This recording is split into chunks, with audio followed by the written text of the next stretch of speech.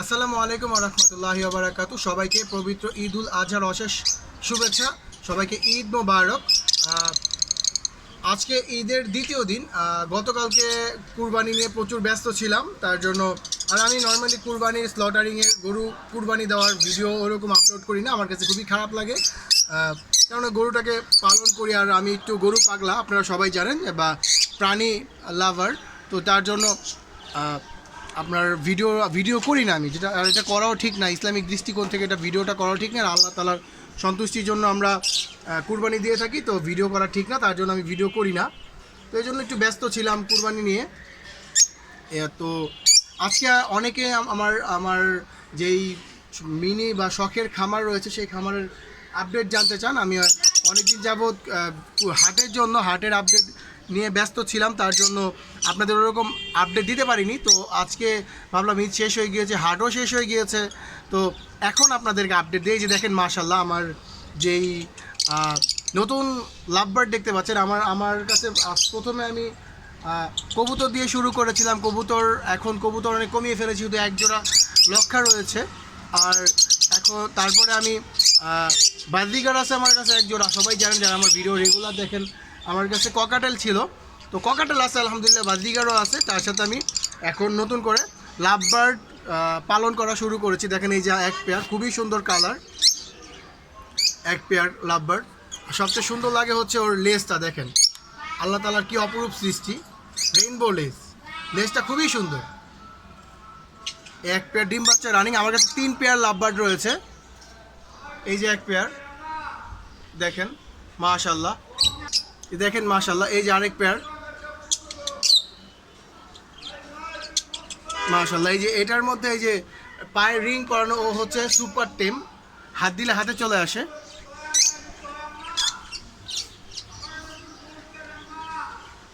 আর এই যে এইখানে আরেক পেয়ার, এই 3 পেয়ার আমার কাছে রয়েছে, তিনোটাই ডিম বাচ্চা রানিং। আমার বাসায় করেনি, আমি নিয়ে এসেছি। আর দোয়া করবেন ওদের জন্য। দেখেন আমাদের অ্যালেক্সা কি করছে, ও এরকম দুষ্টামি করতেই থাকে সারাক্ষণ। অ্যালেক্সা, এই দেখেন দেখেন দেখেন তাকাইছে কিভাবে, দেখেন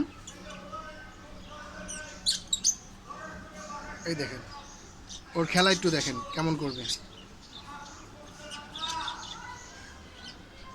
এই যে একটা কিউট ককাটেল দেখতে পাচ্ছেন, ফন্ট ককাটেল। এটা হচ্ছে আমার পিকো এবং পোকোর বেবি যে ছিল না, পিকো এবং পোকোর বেবি। পিকো তো আমার যারা রেগুলার ভিডিও দেখেন সবাই জানেন যে পিকো উড়ে গিয়েছে। তো পিকোর 2টা বেবি আমার কাছে ছিল, এবং 2টা আলহামদুলিল্লাহ বড় হয়েছিল। একটা হচ্ছিল পিকোর মতো, একটা হয়েছিল পোকোর মতো। তো পিকোর মতো যেটা হয়েছিল সেটা হচ্ছে এইটা ফন্ট বের হয়েছে, আর আর পোকোর মতো যেটা হয়েছিল গ্রে বের হয়েছিল যেটা, সেই বেবিটা এই যে কয়েকদিন আগে যেই একটা ঘূর্ণিঝড় হয়েছিল, তো এই ঘূর্ণিঝড়ের সময় প্রচণ্ড বাতাস বা ঠান্ডা, আমি যেহেতু বারান্দায় পাখি পালন করি, তো এই বাতাসের মধ্যে আমার ওই ঠান্ডা লেগে আমার মিনি খামারে কিছু ট্রাজেডি হয়েছে। ট্রাজেডি বলতে আমার অ্যালভিনো একটা ককাটেল মারা গিয়েছে, আমার পিকো পোকোর যে বেবি গ্রে কালার বেবি ছিল, মানে ওর যে ভাই বা বোন আমি জানি না কী ছিল, ও মারা গিয়েছে। আরেকটা লাভবার্ড মারা গিয়েছে। তো এই আমার অনেক লস হয়ে গিয়েছে। ও আরেকটা ককাটেল মারা গিয়েছিল। টোটাল আমার 3টা ককাটেল আর একটা লাভবার্ড মারা গিয়েছিল এই ঝড়ের যে ঠান্ডা বা হঠাৎ করে ঠান্ডা পড়ে যাওয়ার কারণে।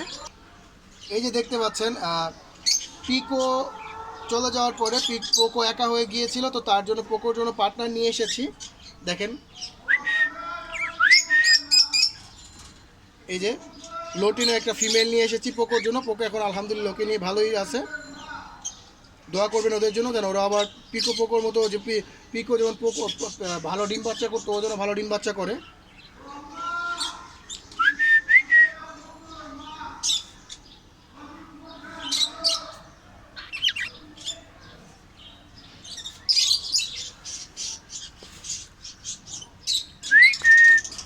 শরীর চুলকানো নিয়ে ব্যস্ত, আহা হা, ডিস্টার্ব করলাম আমি, ওর বউরে মানে।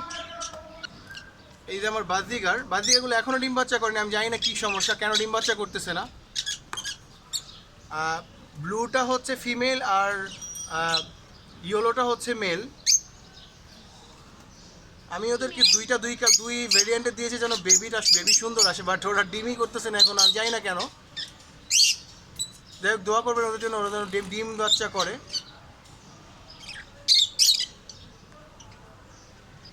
এই যে আমার লক্ষা কবুতর মেলটা, মানে রানিং যে মেলটা ছিল সেই মেলটা আমি ওদেরকে এখন রেস্টে দিয়েছি, আলাদা করে দিয়েছি। যে মেলটাকে আলাদা করেছে, এই যে ফিমেলটা, এই যে ফিমেলটা আলাদা করে দিয়েছি ওদেরকে। ওরা অনেক দিন যাবত তো ডিম বাচ্চা করলো, রেস্টে রাখা হয়নি, তো ভাবলাম কিছুদিন রেস্ট দেই, মাসখানিক রেস্ট দেই, এই জন্য আলাদা করে দিয়েছি।